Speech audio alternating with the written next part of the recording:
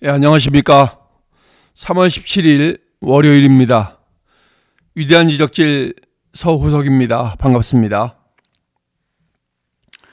제가 어제 방송에서 그 한동훈 대표가 유학 갔다 온 적이 없다고 말씀을 드렸었는데, 댓글에 그 부분에 관해서 많은 분들이 글을 주셔서 그 부분을 확실하게 말씀을 드리고 다음 얘기를 해야 될 것 같아서 말씀을 드리겠습니다. 지금 우리가 알고 있는 내용에는 약간의 그 오류가 있어서 이런 것이 또 그 한동훈 대표를 공격하는 사람들에게 빌미를 제공할 수 있을 것 같아서 요거를 좀 우리가 확실하게 알고 넘어가는 게 좋을까 해서 말씀을 드리겠습니다. 졸업하고 이수하고는 이제 그 좀 차이가 있거든요. 그래서 졸업은 대학교의 그 교육 과정을 공식적으로 다 완전히 마치는 것을 이제 의미하는 게 졸업입니다. 그래서 그 특정한 졸업 요건이 학점, 뭐 필수 과목, 그다음에 논문, 졸업 시험, 뭐 이런 거는 이제 그 다 충족을 해야 졸업할 수가 있는 겁니다. 그러니까 졸업이라는 말을 쓸 수가 있는 겁니다. 그러니까 이제 그 학교의 그 학제에 따라서 뭐 1년, 뭐 4년이든 뭐 6년이든 그런 학제에 따라서 다 그거를 이제 그 충족해야 졸업이라는 거를 할 수가 있는 겁니다. 그래서 그렇게 했을 때 우리가 이제 뭐 어느 학교를 졸업했다 이제 이렇게 얘기를 합니다. 그래서 이제 그 학위를 받거나 또 이제 뭐 졸업 증서를 받거나 이렇게 해서 최종적으로 그 해당 교육기관에서 이제 얘기를 하게 되는 것입니다. 그리고 이수라는 게 있습니다. 이수는 특정한 과목이나 어떤 프로그램을 성공적으로 마쳤다는 것을 이제 의미하는 겁니다. 근데 이제 그 이수는 뭐 1년짜리도 있고 뭐 2년짜리도 있고 이제 뭐 이런 식으로 그 프로그램에 따라서 이제 좀 틀립니다. 그래서 졸업과 이수는 확실하게 좀 차이가 나는 것이죠. 그 단순하게 특정 과목을 수강을 하고 학점을 이렇게 얻었잖아요. 근데 이제 그런 거는 그 이수라고 표현을 하는 겁니다. 졸업이 아니라. 그래서 그 모든 과목을 다 마쳤다 그래서 이수했다 그래서 자동으로 이렇게 졸업이 되는 건 아닙니다. 그 나름대로 그 학교에 정해진 졸업 요건을 충족을 해야 졸업이 가능하다고 이제 돼 있는 겁니다. 근데 이제 우리 한동훈 대표 같은 경우에는 그 콜롬비아 대학교 로스쿨을 이수를 한 겁니다. 이수. 그리고 또 그 유학이 아니라 연수를 다녀온 겁니다. 그 2004년부터 2년 동안 그 법무부에서, 그러니까 검사 시절에 법무부에서 이제 그 만들어진 프로그램 중에 거기서 이제 가서 공부를 하고 그 로스쿨 그 특별한 교육 과정을 이수를 했다는 것이죠. 그래서 이런 과정들은 이제 보통 그 공무원, 뭐 법조인, 또 이제 뭐 그런 기업인들 이런 분들이 그 미국 연수 과정의 일환으로 이제 그 가서 공부하시고 오시는 그런 케이스라고 봐야 되는 겁니다. 그래서 그 졸업과 이수는 조금 이제 그 차이가 있다, 분명한 차이가 있다 이렇게 말씀을 드리고요. 또 그 크게 차이는 뭐 사실 안 나지만 그 연수 프로그램, 그 한동훈 대표가 이제 뭐 공부를 하기 위해서 유학을 간 게 아니라 연수, 법무부에서 실시하는 그 연수 프로그램의 일환으로 한동훈 대표가 참여해서 거기서 이제 열심히 공부를 해서 그 뉴욕주 변호사 자격을 이제 그 취득을 한 겁니다. 그래서 우리가 여러분들이 알고 계시는 그 바는 같습니다. 그러니까 뉴욕주 변호사를 취득을 해서 뉴욕 변호사 자격증도 갖고 있는 것이죠. 그러니까 그때 당시에 이 로스쿨에서 공부 열심히 해가지고 그 뉴욕주 변호사 자격을 취득을 한 겁니다. 근데 그 뉴욕주 변호사는 꼭 뭐 대학을 졸업해야지 딸 수 있는 건 아닙니다. 어떤 그 교육기관에 가서 자기가 교육을 받고 누군지 시험을 봐서 충분히 거기에 그 해당하는 점수가 나오면 변호사 자격을 취득할 수 있는 것이지요. 그래서 우리가 이제 그 부인 되시는 진은정 변호사하고 이제 같이 그렇게 했었으니까 그러지 않을 거라는 생각을 하는데, 진은정 변호사는 유학을 간 게 맞습니다. 서울대학교를 졸업을 하고 한국에서 사법시험을 안 보고 콜롬비아 대학교의 그 로스쿨을 졸업한 게 맞습니다. 그래서 뉴욕주 변호사 자격을 취득한 거죠. 한동훈 대표도 마찬가지고요. 그래서 이 부분에 대해서는 우리가 좀 정확하게 알고 숙지를 해야 오해가 없으실 것 같아서 제가 말씀을 드립니다. 왜냐하면 지난번 그 법무부 장관 청문회 때 야당에서 이거를 엄청 그 물고 늘어졌었거든요. 그래서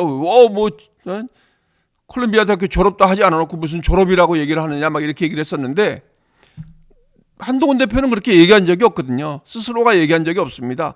내가 뭐 콜롬비아 대학교 졸업했다 이렇게 얘기한 적도 없고, 공식적으로 그거를 뭐 어떤 그 공식 프로필에 뭐 표기한 적도 없습니다.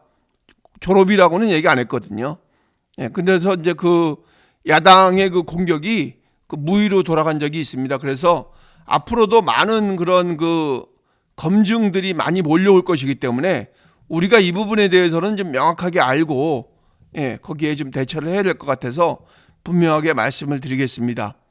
그래서 그 여러분들이 알고 계시는 내용하고 크게 별반 차이는 없지만 그 콜롬비아 대학교 2년 과정을 이수하고 뉴욕주 변호사 자격을 취득했다, 이렇게 알고 계시는 것이 정확한 그 사실이라고 말씀을 드리겠습니다. 오늘 그 드린 말씀은 이제 본론으로 들어가서 그 보수가 우리 한동훈 대표를 왜 원할 수밖에 없는가, 이 부분에 대해서 여러분과 함께 의견을 나누고자 합니다. 그 우리 한동훈 대표의 리더십은 기존의 보수 정치인들하고는 완전히 차별화되어 있죠. 그래서 이제 그런 몇 가지 핵심 요소들을 가지고 말씀을 나누도록 하겠습니다. 그래서 그 한동훈 대표의 그런 리더십이 보수층을 어떻게 결집시키는지, 왜냐하면 지금 제가 말씀드리는 것은 거기에 몰려 계신 그 정치인들 있잖아요. 왜 한동훈 대표를 공격해대는 정치인들, 그분들을 말씀드리는 게 아닙니다. 국민들을 대상으로 말씀을 드리는 겁니다. 그래서 그 대다수의 보수층을 어떻게 결집을 시키는지, 또 한동훈 대표가 보수 진영에서 필연적인 선택지가 될 수밖에 없는지, 그런 것을 좀 깊이 분석해서 의견을 나눠보는 시간을 갖도록 하겠습니다. 기존의 보수 정치인들과는 차별이 확실하게 있죠. 그러니까 지금 보수 진영에서는 좀 강한 사람들이잖아요. 왜? 대개 보면 보수는 좀 이렇게 뭐 국가관이 투철하고 뭐 이렇게 좀 뭔가 강성 이미지적인 그런 지도자들이 많았었거든요. 근데 이제 한동훈 대표는 그런 기존 정치인들하고는 좀 다른 방식으로 지금 그 우리 앞에서 그 영역을 넓혀가고 있는 것이죠. 일단 한동훈 대표는 그 막 뭉개고 막 이런 거 싫어하거든요. 그러니까 법과 원칙을 아주 중요하게 생각하고 법과 원칙을 굉장히 강조합니다. 그래서 그 부분에 있어서는 좀 강한 이미지를 갖고 있죠. 그래서 누구와 이렇게 뭐 타협하거나 그런 거 별로 좋아하지 않습니다. 그러니까 어떠한 그 조건을 서로 주고받고 하면서 이렇게 타협하는 정치 별로 좋아하지 않거든요. 그러니까 그런 거를 좋아하는 사람들한테 한동훈 대표는 좀 그 이렇게 어울리지 못하는 그런 사람으로 보일 수가 있습니다. 그렇지만 보수층 국민들한테는 그렇게 보이지 않는 거죠. 그게 제대로 된 거죠. 그 법무부 장관 때부터 한동훈 대표는 원칙을 굉장히 중요하게 생각을 해왔었죠. 그렇기 때문에 그 민주당, 그때 당시에 민주당 사람들로부터 많은 그 공격도 받고 또 많은 미움도 받았잖아요. 그래서 뭐 좌천되고 그랬던 이유가 우리가 모두 알다시피 법과 원칙을 굉장히 강조하고 또 그것을 실행해 나갔기 때문이라고 생각을 합니다. 그러니까 이런 그 기존의 보수 정치인들이 그 정치적인 타협을 많이 했잖아요. 왜? 내가 이거를 줄 테니 네가 이걸 줘라. 이렇게 서로 이렇게 뭔가 주고받는 듯한 그런 타협 있잖아요. 왜? 그래서 뭐 뭉개고 덮고 이런 식의 보였던 게 그 기존의 정치인들이거든요. 근데 한동훈 대표는 그런 거 절대 용서하지 않습니다. 일관된 태도를 유지하면서 뭔가 정의로운 보수의 상징이 되었던 겁니다. 우리한테 또 국민들한테. 그래서 그 국민들한테는 이제 그런 것들이 각인이 되어서 한동훈 대표를 그 지지하는 지지층이 또 그 중도층까지 충분히 확대할 수가 있는데, 지금 그 기존의 보수 정치인들이 써먹는 그런 그 적당한 타협, 이런 것들은 한동훈 대표한테는 절대 찾아볼 수 없는 것이죠. 그리고 일단은 뭐 우리가 이 부분에 대해서 많이 또 좋아하시는 분들이 계신데, 일단 젊고 또 세련됐잖아요. 그래서 어느 뭐 우리나라뿐만이 아니라 어느 국제 무대에 내놔도 전혀 꿀림이 없는 그런 그 젊고 세련된 이미지. 그래서 50대 초반에 그 상징적으로 또 젊은 정치인으로 이제 우리한테 각인이 되고 있는 겁니다. 그래서 그리고 또 그 똑똑한 이미지 있잖아요.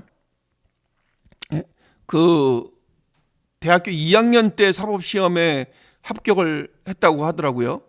그러니까 그런 그 명석함과 그 공부를 잘하는 것이 2030 세대들한테는 좀 어필할 수 있는 그런 프로필이거든요. 그러니까 그런 인물입니다. 한동훈 대표가. 특히 그 젊은 사람들이 좋아하는 SNS에 굉장히 그 능하잖아요. 그러니까 소통 방식이 굉장히 다변화되어 있다는 거죠. 그 2030 세대들하고 어울릴 수 있는 그런 그 SNS의 여러 개 종류의 소통 방식이 젊은 사람들과 이렇게 뭔가 친밀한 소통을 나눌 수 있다는 거. 그러면서 그 사람들한테까지 그 지지층을 좀 넓힐 수 있다는 거. 이런 것들이 이제 강점으로 다가오고 있는 겁니다. 그리고 또 돌려서 말하지 않습니다. 요즘에 그 사람들이 막 돌려서 말하고 그러는 거, 뭐 이리 빌리고, 그러니까 본질은 여기에 놔둔 채 돌려가면서 이렇게 슬슬 비꼬아서 얘기하는 거 있잖아요. 왜? 이런 거 별로 안 좋아하거든요. 네, 그냥 직설적으로 할 말이 있으면 딱 하고, 그래서 결론이 뭐야? 빙빙 돌리지 말고 얘기해. 보통 이런 식으로 많이 하잖아요. 그래서 지금 한동훈 대표는 그게 굉장히 강점입니다. 직설적인 화법이. 이게 또 어떨 때는 그 좀 단점이라고 얘기하는 사람들도 있지만, 전체적으로 놓고 봤을 때는 그냥 돌리지 않고 직설적으로 얘기하는 것이 좀 더 우리의 마음을 좀 더 좀 시원하게 만드는 그런 화법이 아닌가 생각을 합니다. 그래서 그 두리뭉실하게 이것도 아니고 저것도 아니고 뭐 알 수 없는 그런 말로 그냥 뜨뜻미지근하게 얘기하는 기존의 보수 정치인들하고는 좀 틀리다. 그래서 한동훈 대표가 더 넓은 층을 끌어들일 수 있다고 이제 판단이 되는 것입니다. 그래서 그 지금 그 선거에 들어가게 되면 결과적으로 중요한 거는 승리거든요. 승리. 우리 진영에 있는 사람이 국민들한테 선택을 받아야 되는 거거든요.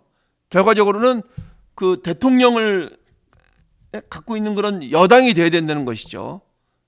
대통령과 함께하는 여당이 되기 위해서는 승리를 해야 된다는 것이죠. 그러면은 그 보수층이 그런 것들을 이렇게 고려해 봤을 때 충분히 뭉칠 수 있는 그런 결집력을 한동훈 대표는 갖고 있다는 겁니다. 그럼 보수 지지층의 그 사람들을, 국민들을 결집시킬 수 있는 그런 그 힘을 갖고 있다는 거죠.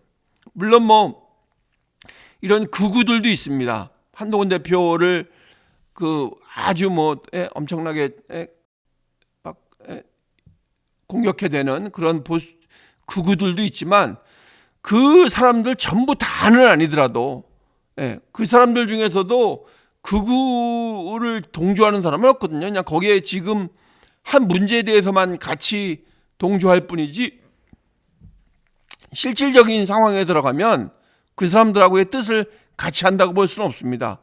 그래서 그 사람들도 또 이렇게 흡수할 수 있는 그런 한동훈 대표의 매력이 충분히 갖고 있다는 것이죠.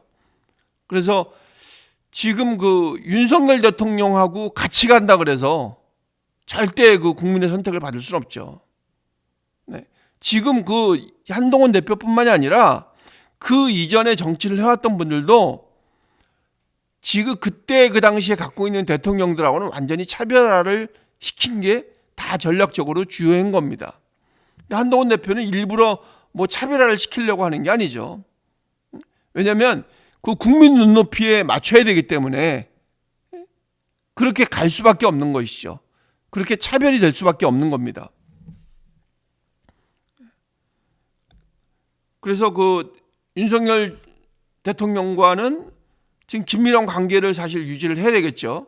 많은 분들이 지금 뭐 그렇게 하려고 뭐 이렇게 저렇게 뭐 선들을 대고 있지만 막상 이제 그 최종적으로 그 후보가 된다면 윤석열 대통령하고도 이제 뭐 긴밀한 관계를 유지할 거라고 생각을 합니다.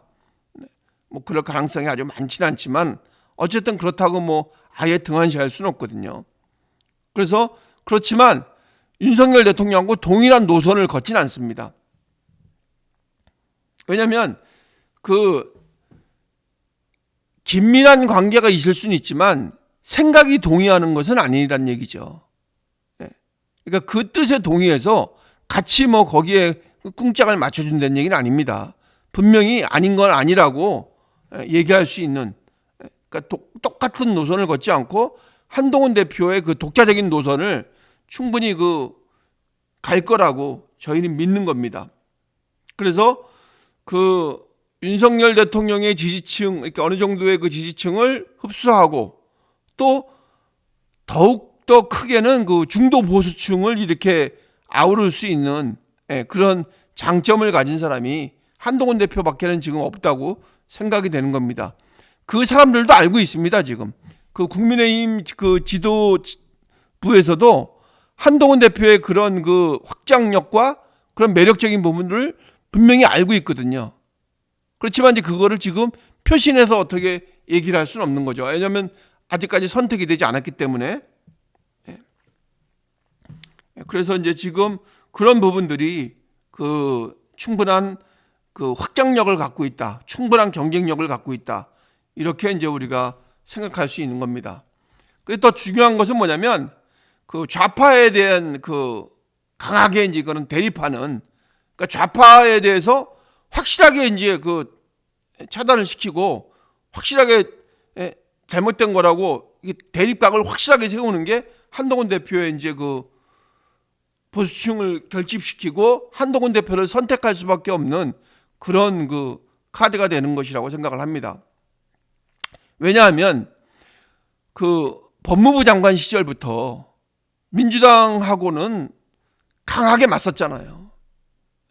그러니까 거기서도 또 한동훈 대표가 따졌었잖아요. 그죠? 왜냐면은 아니 너네들 그때는 뭐 나한테 뭐 잘한다고 칭찬해 주다가 너네들 공격하니까 왜 나한테 뭐라 그래? 그거 왜냐면 그 좌파하고의 그 대립각을 확실하게 세웠다는 게 아니라 정의의 편에 서서 원칙과 그 법치를 존중하고 거기에 그 일관적인 태도를 유지했기 때문에 그 사람들이 싫어했던 것이죠. 좌파들이. 자기네를 건드리니까. 그렇지만 잘못된 걸 건드린 게 아니잖아요. 아니, 그러니까 잘한 걸 건드린 게 아니잖아요. 부당하고 잘못되고 또 공정하지 못하는 거를 한동훈 대표가 왜 검사로서 가만히 있겠습니까? 얼마나 그 법치주의적이고 원칙을 중요시하는 사람인데 공정하고 상식을 중요하게 생각하는 사람이 그런 거 가만히 놔두겠습니까?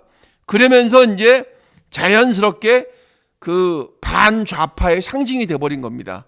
한동훈 대표가. 그래서 이런 것들은 그 보수층 내에서는 확실하게 이제 지지 기반을 딱 갖고 가는 겁니다. 지역에 관계없이.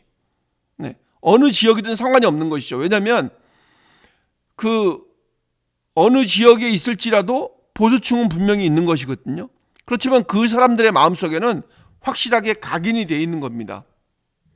근데 이제 그때 그 정의로움과 그 공정에 대한 가치, 또 그 원칙을 중요시하는 그런 일관성이 있는 게 그 확실한 그 지지 기반을 만드는데 아주 중요한 역할을 했다고 이제 생각을 하는 겁니다.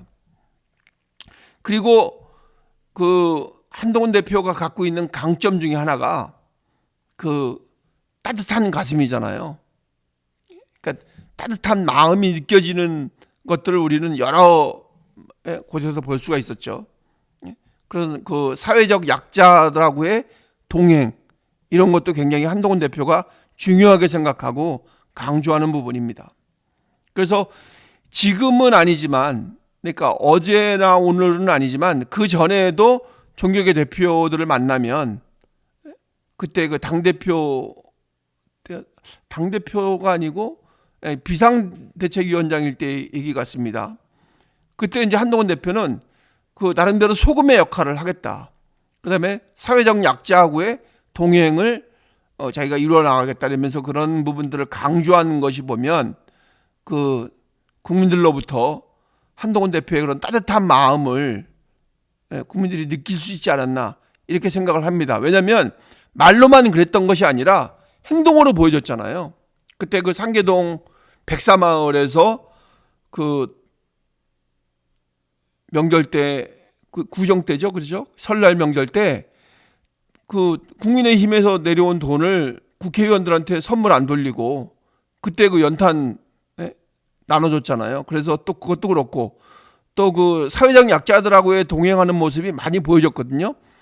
그 청소하시는 분들하고 식사를 먼저 하는 것도 그렇고 또 그분들의 그 따뜻한 옷을 챙기는 것도 그렇고 그런 부분에서 보면 그 같이 동행해 나가는 그분들의 마음을 이렇게 어루만져주는 그런 그 따뜻한 그런 보수의 가치 있잖아요.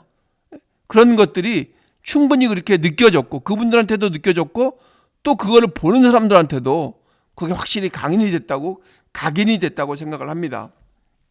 그런 거는 단순하게 무슨 뭐 경제, 뭐 안보 이런 거를 넘어서 그 인간미를 가진 그런 보수의 가치 그리고 따뜻한 리더십 이런 것들을 그 같이 보여주지 않았나. 이러면서 좀 그 진정성을 느끼는 마음이 생기지 않았나. 이렇게 이제 뭐 우리는 다 느끼고 있습니다. 그러니까 그때 그 뭔가 가식적인 것은 아니죠. 왜냐하면 그때 또 한동훈 대표를 따라했던 사람들 있잖아요. 뭐 따라했는지 안 따라했는지 뭐 어쨌든 뭐 한동훈 대표가 그러니까 자기네들도 뭐 같이 해보겠다고 했는데 그 진정성이 느껴지는 거는 분명히 차이가 있거든요. 그냥 일시적으로 한 번에 하려고 한 것인지 아니면은 정말 그 자기의 진심에서 우러나서 한 것인지 그런 거는 충분히 느낄 수가 있었습니다. 그 한동훈 대표가 보수층에서 그 필연적일 수밖에 없는 이유는 이 대선 주자로서의 경쟁력을 충분히 갖고 있다는 거죠. 근데 이거를 분명히 알고 있습니다. 이 국민의힘의 국회의원들도 분명히 알고 있는 것이죠. 그 어느 정도의 경쟁력을 갖고 있는지 속으로는 뻔히 알고 있으면서 겉으로 표시를 잘 못 내는 겁니다. 그 시류에 따라서 행동을 해야 되고 상황에 따라서 이렇게 행동을 해야 되다 보니까 그렇게 하고 있는 것입니다. 근데 속마음에서는 그 분명히 다른 생각을 갖고 있을 거라고 저는 생각을 합니다. 왜냐하면 현재 보수 진영에서 대권 주자라고 이렇게 딱 드러나는 사람이 누가 있습니까? 그냥 뭐 단편적으로 생각을 해볼 때 없거든요. 그때도 그 윤석열 대통령이 대통령 될 때도 없었거든요. 그때도. 그래서 윤석열 대통령이 된 거 아닙니까? 워낙 사람이 없다 보니까. 그러니까 자기네가 그 키워온 그 대선 주자가 없다는 얘기입니다. 지금이라고 틀리지 않거든요. 지금도 누가 있습니까? 이준석, 홍세훈이래 참. 오세훈, 홍준표. 대권 주자로서의 이미지가 딱 떠오릅니까, 여러분? 그렇지 않거든요. 이런저런 루머에 시달리고 있고 명태균과의 그 관련된 가십에 다 연루가 돼 있잖아요. 이 세 사람 전부 다. 그러니까 언제 터질지 모릅니다. 거기에 그 관한 그 폭로 뉴스들이 언제 터질지 모르거든요. 근데 만약에 이 사람들이 그 대선 주자가 되면 더욱 심해질 겁니다. 그 폭로는. 그 명태균과의 그런 그 커넥션은 더욱더 폭로가 될 거라고 생각을 합니다. 그럼 많은 국민들을 실망하고 결과적으로는 뭐 멀어지는 거죠. 정권에서 멀어지는 겁니다. 국민의 힘이. 그래서 그런 그 확실한 대세론을 형성하는 인물이 없는 겁니다. 그러면 김문수 장관 이제 하나 남았는데, 김문수 장관은 지금 그 극우 편에 서 있잖아요. 그 살아온 인생이 뭐 모범적인 인생이라고 할 수는 있는데 그 확장력이 없다는 얘기죠. 왜냐하면 극우 사람들하고의 그 어울림이 너무 강해요. 그렇기 때문에 그 대선 주자로서의 그런 그 포용력과 큰 그런 그 대선 주자로서의 그 지금 뭔가 이렇게 어른스러움은 느껴지지 않거든요. 뭐 강성 이미지가 느껴지거든요.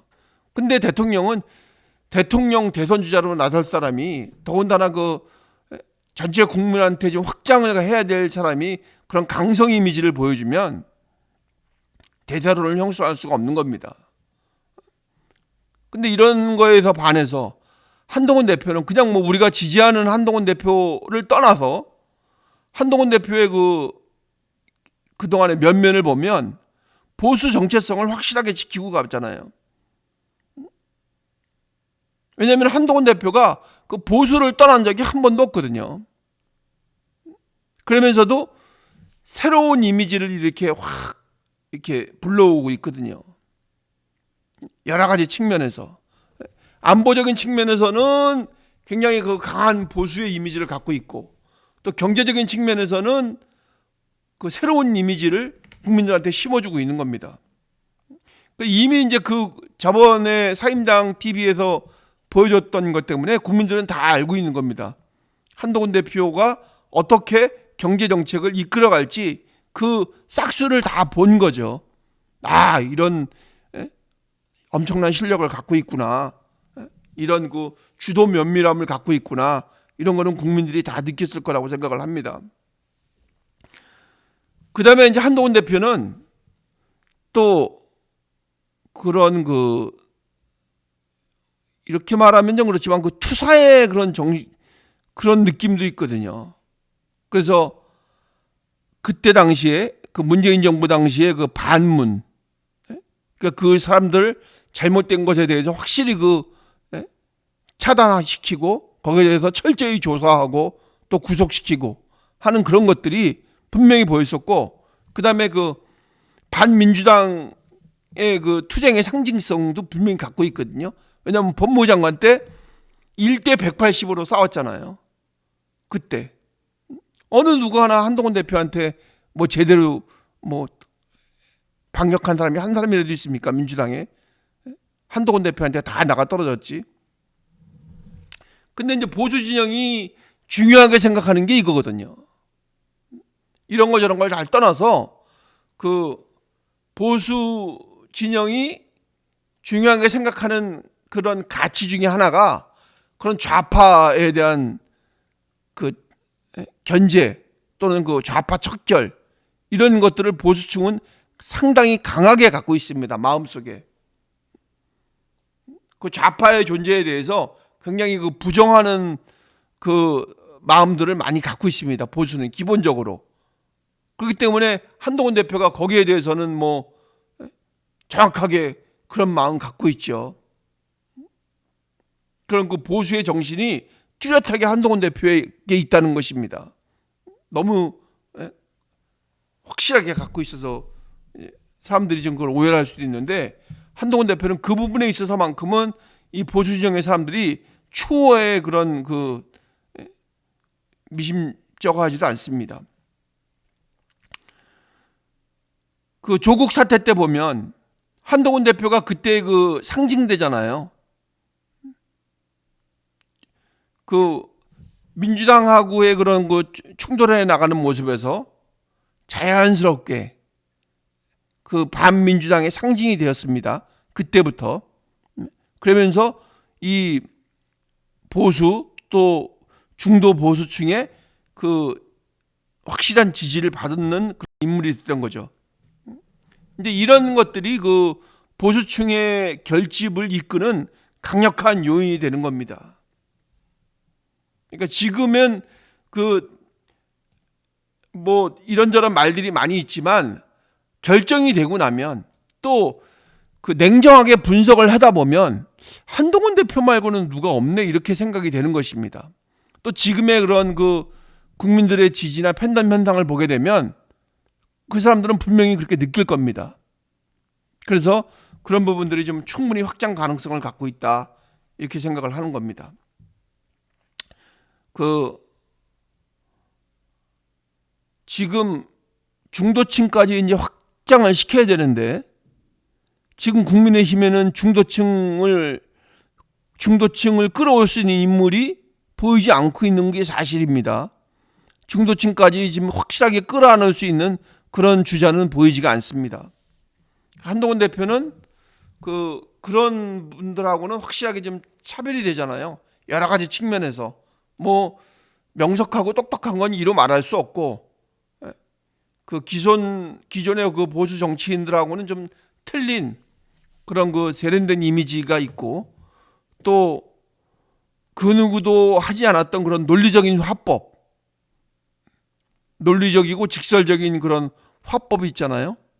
그 사람들을 열광케 하는 그 팬덤 현상을 확실하게 이끌고 가는 그런 그 이미지가 있거든요. 또 그 이게 뭐 꼭 중요한 건 아닙니다만 그 세련된 이미지 있잖아요. 왜? 한동훈 대표가 갖고 있는 그런 스마트한 이미지 그런 부분들이 좀 전체를 아우를 수 있는 2030 세대까지도 충분히 이렇게 동의를 얻어낼 수 있는 그런 이미지를 갖고 있습니다. 그래서 한동훈 대표는 다 그런 여러 각계각층의 그 국민들을 포용할 수 있는 그런 가능성이 훨씬 더 크게 있습니다. 지금 근데 그 한동훈 대표가 이제 그 보수 진영의 중심이 돼야 되는데 여러 가지 이제 그 과제가 좀 있긴 합니다. 그래서 우리는 이것을 이제 뭐 냉정하게 알아야 되는 것이죠. 그래서 이제 그 어떤 사람들은 이거를 그 뭐 정치 경험이 부족해서 이제 뭐 그런 게 있다고 얘기를 하는 사람들도 있습니다. 뭐 정치적으로 좀 세련되지 못했다 이렇게 얘기를 하는 사람들이 있는데 그게 뭐 단점일 수는 있습니다. 물론 뭐 정치적으로 세련될 필요는 있는데 그게 그 적당한 타협으로 가서는 안 된다는 거죠. 사람들이 얘기하는 게 그거거든요. 한동훈 대표한테 그 원하는 게 그 적당한 타협을 원하는 사람들이 꽤 있거든요. 왜냐하면 그건 기득권을 가진 사람들이 얘기입니다. 자기의 그런 그 기득권을 지키기 위해서 한동훈 대표와의 그런 그 적당한 선에서의 타협을 이렇게 좀 이루어내기를 바라는데 한동훈 대표 이제 그런 부분에서는 좀 그 너무 원칙적이다 보니까 그런 부분에서는 조금 열어줘야 된다 그래야 될까 뭐 하여간 그런 부분들이 조금 이제 그 과제 중에 하나가 아닌가 이렇게 생각을 합니다. 왜냐하면 검찰 출신이라는 게 그 장점이기도 하지만 단점으로 작용할 수도 있거든요. 왜냐하면 법과 원칙을 너무 강조하니까. 왜냐하면 또 너무 그런 부분에서 또 너무 강성이면 그 조금 불리할 수 있거든요. 왜냐하면 너무 맑은 물에는 고기가 모이지 않는다는 말이 있듯이 그런 부분들이 좀 있고 그다음에 국회 안에서의 경험이 좀 부족하다는 것이 이제 그 약점으로 작용할 수도 있는데 그거는 반박을 하자면 이미 그때 그 민주당 의원들과의 그 국회 내에서의 그런 그 논쟁을 통해서 그 국회에 대한 감각은 충분히 있겠을 거라고 생각을 합니다.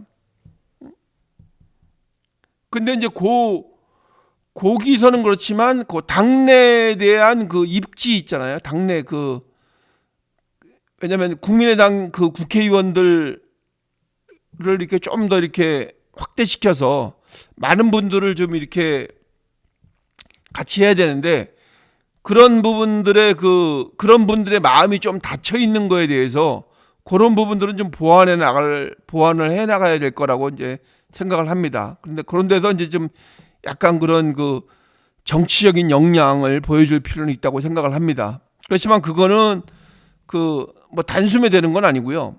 또 그게 불의와의 타협이 돼서는 안 되는 거죠. 한동훈 대표 그런 거 워낙 싫어하니까. 네. 그래서 그런 부분들이 좀 약점이라면 약점, 또 뭐 숙제라면 숙제, 이런 걸로 이제 남아 있다고 생각을 합니다. 어쨌든 한동훈 대표가 지금 이뤄내야 될 것 중에 하나는 그 보수의 통합, 그다음에 이제 그 내부 세력의 그 견제.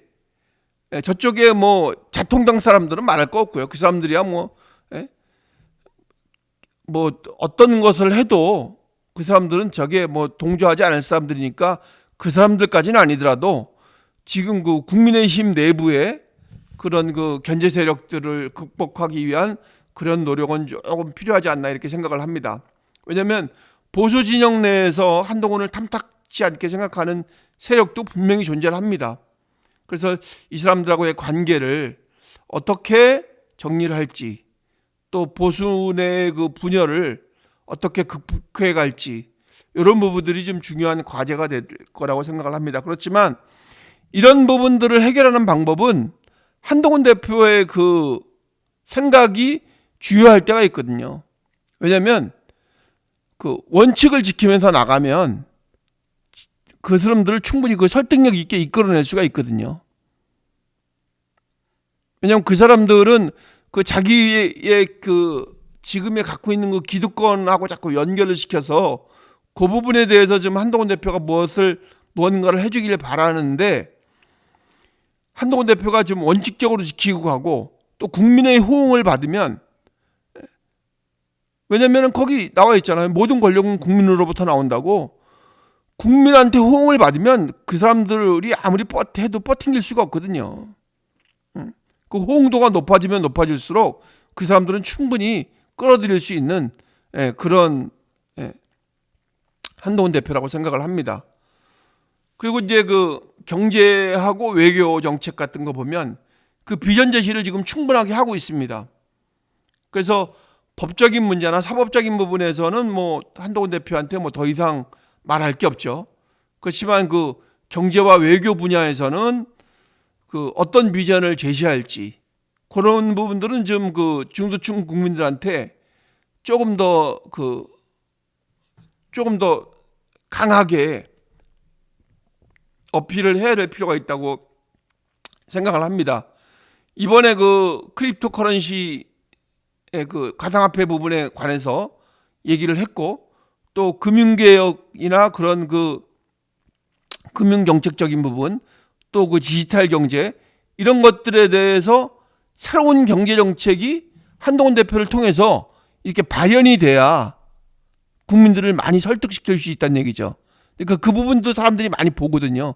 근데 지금 기존 정치인들 대선 주자라고 명명되는 사람들한테서는 그런 메시지가 나오는 걸 제가 못 봤거든요.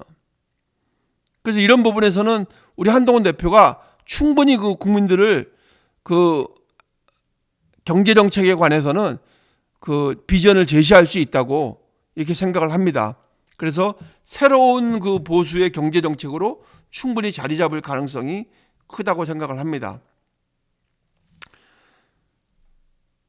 그래서 이제 지금 그 결론을 말씀을 드리자면, 한동훈 대표는 기존의 정치인들과는 다른 그 차별화된 강점 충분히 가지고 있습니다.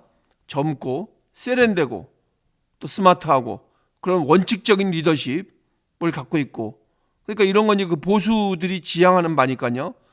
그리고 또 좌파 견제, 확실한 좌파 견제라는 그런 상징성을 갖고 있어서 충분히 그 보수층의 기대를 받을 거라고 생각을 하는 겁니다. 또 거기에 따라서 그 중도층까지 같이 이렇게 좀 포용할 수 있는 그런 가능성이 제일 높은 정치인이라고 많은 부분에서 평가를 받고 있다고 저는 생각을 합니다. 그래서 지금 뭐 그 극우 세력들 있잖아요. 왜 이 자통당 이 사람들이 뭔 그 이득을 얻겠자고 그러는지 모르겠는데 이 사람들이 자꾸 그 배신자 프레임을 씌우려고 하는 그런 시도들이 이제 곳곳에서 보입니다. 그렇지만 그 사람들이 원하는 건 뻔하거든요.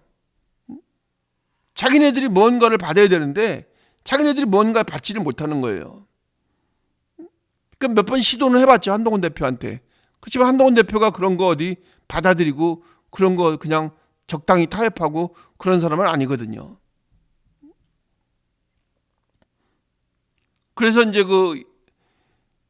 거기에 관련된 일부 정치인들이 그런 한동훈 대표를 좀 불편하게 여기고 있는 겁니다. 그래서 또 약간 견제를 하고 있는 거고요. 그렇지만 그것도 잠깐입니다. 왜냐하면 국민의 지지를 받으면 그런 사람들은 다 머리 숙이고 들어올 수밖에 없습니다.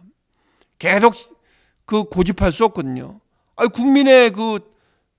국민들이 얼마나 따가운 시선을 보내고 있는데 그걸 계속 고집을 하겠습니까? 그리고 이제 윤석열 대통령과의 이제 미묘한 거리감 같은 게 약간은 있죠. 약간이라고 그러겠죠. 이건 있습니다. 그 미묘한 거리감이 옛날하고는 틀린 그런 거리감이 있습니다. 왜냐하면 사람들은 윤석열 정부에서 중용을 했다고 이제 법무부 장관 시켜줬다고 생각을 하거든요. 근데 저번에도 말씀을 드렸지만 한동훈 대표 없었으면은 그 사람들이 어떻게 민주당 사람들을 당해냈겠습니까? 한동훈 대표 없었으면 엄청난 억지스러운 공격을 당해낼 수 있었을까요? 누가? 그런 논리적으로 정확하게 팩트를 짚어가면서 막아낼 수 있는 사람이 누가 있었겠습니까? 그런 것들은 모르고 그냥 딴 얘기들을 하고 있는 겁니다. 그래서 이제 한동훈 대표가 국민의 눈높이에 맞춘 그런 독립적인 이제 정치 행보를 보이니까 사람들이 이걸 배신한 거 아니냐 그랬는데 그거는 전혀 틀린 얘기죠. 그러니까 한동훈 대표하고 윤석열 대통령은 서로 다른 역할을 갖고 있는 겁니다. 분명하게. 근데 다른 역할을 충실히 했다 그래서 그런 프레임을 씌우는 것은 본질적으로 잘못된 것이죠. 진짜 배신자가 누구인지 그 사람들은 지금 몰라서 그러는 것 같아요. 보니까. 여러분들 보수를 배신한 한동훈 대표를 본 적이 있으세요? 보수의 가치를 저버리는 한동훈 대표를 본 적이 있으십니까?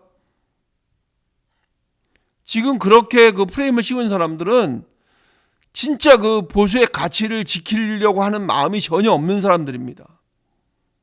실제로는 자기네 정치적 이익을 위해서만 움직일 뿐이지 내가 어떻게든 이 건강한 보수를 지켜내야 되겠다 이 생각은 전혀 없다는 거죠. 한동훈 대표가 법과 원칙을 지켜서 정확하게 했기 때문에 국민들의 지지를 받고 또 지금 이 자리까지 올 수가 있었던 것이지 그냥 불의와 타협하면서 그냥 슬쩍 이렇게 넘어갔으면 편한 길을 갔으면 지금의 국민의 보수도 제대로 성장하지 못했을 뿐더러 한동훈 대표도 지금 그 자리에 있지 못하게 되는 겁니다. 그래도 왜냐면은 개인적인 충성을 바라는 거 아니에요, 그 사람들은. 그 사람들이 원하는 거는 사람한테 충성해라. 이 얘기거든요. 그렇지만 한동훈 대표는 그렇게 할 수는 없다. 나는 국민을 배신하지 않는다. 국민이 먼저다. 건강한 보수가 먼저다. 그것을 지켜야 한다. 그거를 충분히 지켜야 된다. 지켜내야 한다. 이런 생각을 갖고 있기 때문에 그 사람들한테 그런 프레임을 이제 받은 것입니다. 그렇지만 많은 사람들이 냉정하게 생각을 해보면 한동훈 대표의 그런 그 진정성에 대해서는 충분히 알 거라고 생각을 합니다. 오히려 그 보수를 지키는 사람이 한동훈 대표라고 생각을 합니다. 그들은 절대 지켜낼 수가 없습니다. 분열시키려고 그러지. 보수 세력을 분열시키려고 하는 그런 세력들이지 보수의 가치를 지키려고 하는 그런 마음은 어디에서도 느껴지지가 않는 겁니다. 한동훈 대표를 견제하고 어떻게 하면 자기한테 유리하게 작용을 할까 이 생각만 하는 사람들이 그런 그 프레임을 씌우는 겁니다. 그래서 한동훈 대표는 지금 옛날에도 그랬지만 지금도 마찬가지로 그런 부분들은 정확하게 이렇게 사람들한테 얘기를 하고 있더라고요. 기자회견을 통해서는 이런 걸 보면 그 원칙과 법치에 대해서는 아주 정확한 생각과 일관성을 갖고 있다고 생각을 합니다. 결국은 그게 그 보수의 가치를 더욱 강화시키는 그런 거라고 생각을 합니다. 이 보수 세력은 이 권력 싸움이 좀 심하거든요. 권력 싸움이 나타날 때마다 이런 건 항상 나왔었습니다. 역대 정부에서도 보면 항상 나왔었습니다. 근데 거기에 그 자기의 이익을 지키려는 사람들이 그런 거를 자꾸 만들어내는 거죠. 그렇지만 우리가 역대 정부에서 봤듯이 이명박 대통령, 박근혜 대통령, 그러면 그때 당시에 박근혜 대통령한테도 그런 프레임을 씌웠습니까?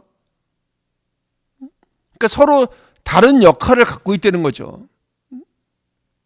그리고 또 뭐 유승민 대표 때도 그렇고 뭐 대통령과 뜻이 다르다 그러면은 다 그냥 그런 식으로 얘기를 해야 되는 거는 말이 안 되는 거죠. 그거야말로 한 사람 개인한테만 충성하기를 바래서 그 사람들이 그렇게 하는 거 아닙니까? 그렇지만 그 사람들이 그 개인한테 충성을 하라고 하는 이유는 뭐냐면 자기가 그쪽에 서 있기 때문에 자기가 그쪽 그 기득권한테 줄 서 있기 때문에 이쪽을 그러니까 잘못됐다고 얘기를 하는 겁니다. 지금 이 사람들이 자기네끼리 그 모여서 그쪽에 몰려 있기 때문에 한동훈 대표한테 뭐라고 하는 것이죠. 국민의 그런 그 생각과는 아랑곳하지 않고 대다수의 국민들은 그 한동훈 대표가 얘기하는 그 국민의 눈높이를 충분히 맞춰야 된다고 생각을 하고 있거든요. 그게 그 기존 보수의 가치를 그런 부분에서 충분히 지켜나가라고 국민들은 준엄하게 말을 하고 있는 것입니다. 근데 그거에는 귀를 닫은 채 그거를 오히려 지적하는 한동훈 대표를 뭐라 그런다는 것이 말이 됩니까? 그래야 그 사람들이야말로 진짜 보수의 가치를 배신한 사람들이지. 그렇지만 우리는 점잖게 무슨 뭐 그런 거 얘기 안 하잖아요. 그죠?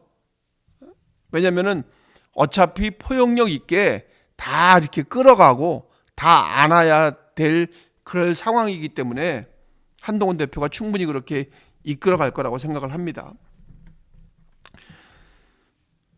지금 그 한동훈 대표는 보수의 그 새로운 미래를 위해서 어렵게 열심히 그 길을 개척하고 있는 중이라고 생각을 합니다. 그래서 그 구태 보수 정치와의 그 생각과 그런 것들과는 이제 결별을 하고 좀 개혁적인 그 젊은 생각, 그 젊다 해서 무슨 뭐 생리학적으로 젊다는 걸 얘기하는 게 아니라 좀 생각이 젊은 그런 개혁적인 보수의 길을 한동훈 대표가 충분히 그 이끌어가고 길을 열어갈 수 있을 것이라고 생각을 합니다. 또 이 방송을 보시는 위대한 지덕질을 사랑하시는 시청자 여러분, 그리고 한동훈 대표를 지지하는 분들, 또 그냥 그 중도에 계신 분들, 그러니까 여태까지 그 진정성에 대해서 이렇게 느끼시지 못했던 모든 분들이 지금은 좀 한동훈 대표와 함께 그 새로운 대한민국을 건설해 나가는데 동참해 주실 것을 호소드립니다. 여러분 고맙습니다. 여러분과 함께 이 길을 한동훈 대표가 우리 동료 시민이라고 얘기하는 사람들과 같이 이 길을 충분히 함께 걸어갈 수 있을 것이라고 확신합니다. 그 길을 열어가는 데 있어서는 여러분들의 많은 관심과 성원이 필요합니다. 여러분들 많이 관심 가지시고 도와주시기 바라겠습니다. 다른 게 아니라 그냥 관심 가져주시고 또 옆에 사람들한테 이렇게 한마디라도 또 좋은 방향에서 좀 포용력 있게 말씀해 주시면 그것이 한동훈 대표를 돕는 길이라고, 또 그것이 한동훈 대표를 돕는 것이 아니라 결국은 우리가 우리 스스로를 돕는 것이라고 생각을 합니다. 여러분들의 관심 속에 구독, 좋아요 많이 부탁드리겠습니다. 여러분 이 방송을 하면서 그 부분에 있어서만큼은 또 제가 아주 중요하게 생각을 하기 때문에 어쨌든 제 방송을, 위대한 지적실 방송을 좀 확장시켜야 되는 것은 당연하기 때문에 여러분들의 도움이 필요합니다. 여러분들 많이 알려주시고 많이 구독해 주시기 바라겠습니다. 감사합니다. 또 찾아뵙겠습니다.